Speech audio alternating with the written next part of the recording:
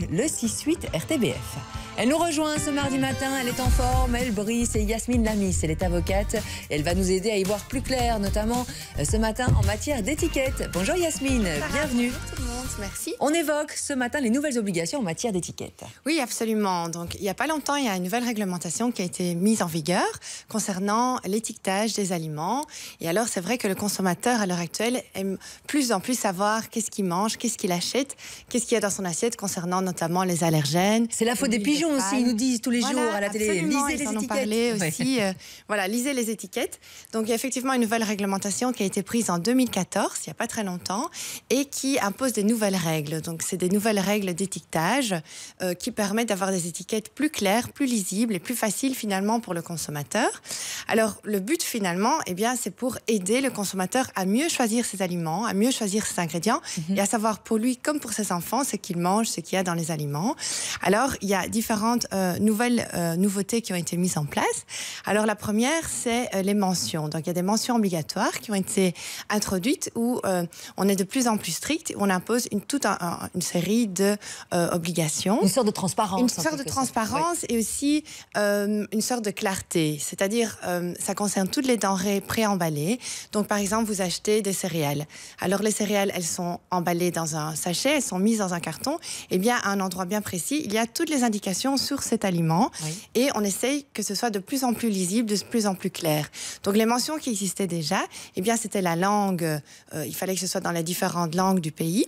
Il fallait également que ce soit lisible, que ça figure directement sur l'emballage et que ce soit donc facilement visible et lisible.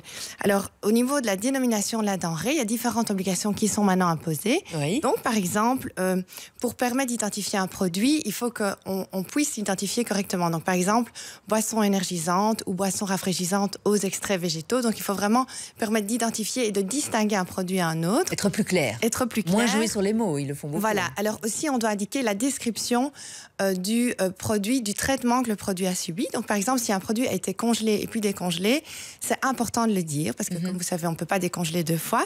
Et alors, un autre élément important, c'est de préciser quand il y a un produit différent. Donc, par exemple, vous achetez des produits à base de poisson ou de viande et dedans, on a inséré des protéines d'autres espèces végétales ou d'autres espèces animales.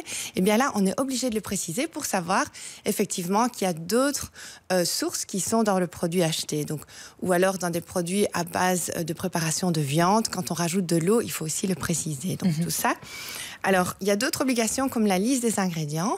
Donc, c'est obligé maintenant de citer tous les ingrédients qui se trouvent dans une préparation. Et tous les édulcorants, tous les E, A, B. Ouais. Et alors, la source végétale, comme l'huile de palme, est toujours obligée d'être mentionnée. Donc, ça, maintenant, c'est une nouvelle obligation. Alors, évidemment, la chose que les personnes se demandent le plus, c'est concernant les allergènes. On en parle de plus en plus. On en parle de plus en plus. Et comme vous savez, les enfants sont de plus en plus allergiques. On arrive à 6 à 8% en plus qu'avant. Et bon, on voit ici, il y a différentes sortes. Il y a 14 substances, au fait, qui sont considérées comme allergènes. Et là aussi, on est obligé de le préciser. On est obligé de le faire ressortir d'une liste d'ingrédients. Donc, si par exemple, les ingrédients sont écrits en noir, eh bien, on doit le faire ressortir en rouge, par exemple, ou alors en majuscule. Et comme vous savez, parfois dans les boîtes, quand c'est trop petit, eh bien, on ne peut pas toujours écrire tous les ingrédients, mais l'allergène sera toujours obligé d'être mentionné. Vous voyez, parfois, contient gluten ou contient glucose, etc.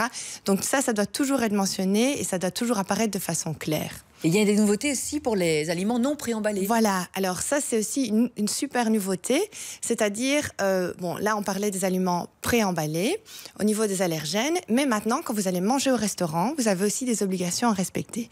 Donc Sarah, vous allez manger un spaghetti carbonara dans un petit snack ici à Bruxelles. Eh bien, les membres du personnel devront être à votre disposition pour vous indiquer tous les éléments qui se trouvent dans votre assiette.